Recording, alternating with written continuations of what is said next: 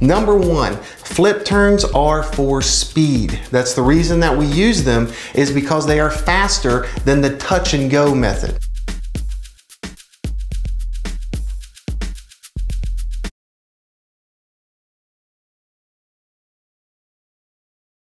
The easiest way to actually drop time immediately right now is on your starts and turns. So make sure that you have a focus on that area. If you want to drop 1, 2, 3 seconds immediately from your race, then you need to make sure that you're really maximizing the starts and the turns, because there will be, in a 100, you've got 1 start and you've got 3 turns that occur. So if you can sharpen that up, become more explosive and tighter on your turns, that one area can actually drop immediate time.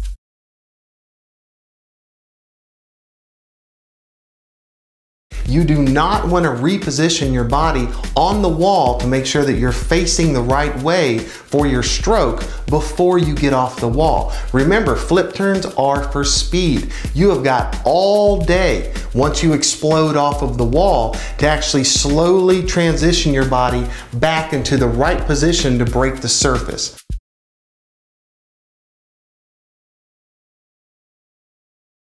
I like to tell my swimmers to treat the wall like it's 10,000 degrees. You know, they want to bounce off of the wall. They want to do their flip turn and explode off of the wall. A lot of time, most of the time when you do a flip turn, you'll actually be facing more to the side than you will in the proper stroke position if it's face down. If it's backstroke, it's going to be the opposite.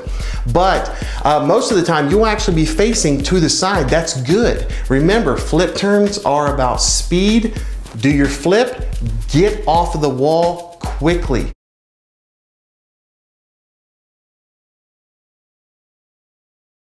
Now, here's one of the areas within the flip turn that I think swimmers, especially developing swimmers, will have the hardest time. And it's really just because they don't know exactly what to do.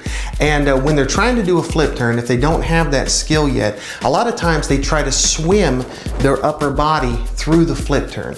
And that's actually a very slow turn. It usually sends them to the bottom of the pool because they're trying to paddle their way through the flip turn. And the key point of a flip turn is that it's actually your hips. Your hips snap over the top. Once you're able to do that, that's how 6'6" athletes are able to do a flip turn in 3.5 feet of water. It's because they're not trying to actually force their upper body through. It's a tuck and they snap their hips over the top. So that's an important skill to have, especially with the new or developing flip turner that doesn't have that skill yet. They need to make sure that they're working on snapping their hips over the top. The easiest way that I have found is to have them do pool jumps, pool flips. There's different names for it, but they stand up in a straight, like they're at attention in the pool. They jump straight up, do a somersault by snapping their hips over the top and trying to come straight back down in the exact same spot in the pool. They don't want to do a flip to where they're actually landing 5 feet in front of them or off to the side. They're trying to jump straight up, snap their hips over the top, and come straight back down in the exact same area. Learning that motion and becoming comfortable with that motion will really help you become more successful with the flip turn.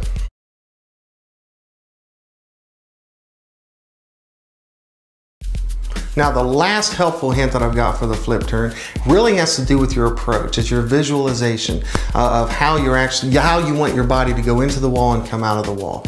And I like to use the example of a bouncing ball. If you had a tennis ball, you throw a tennis ball against the wall, it's going to bounce straight back out with speed and momentum and force that was generated on the way in. And you want to be able to take that back out.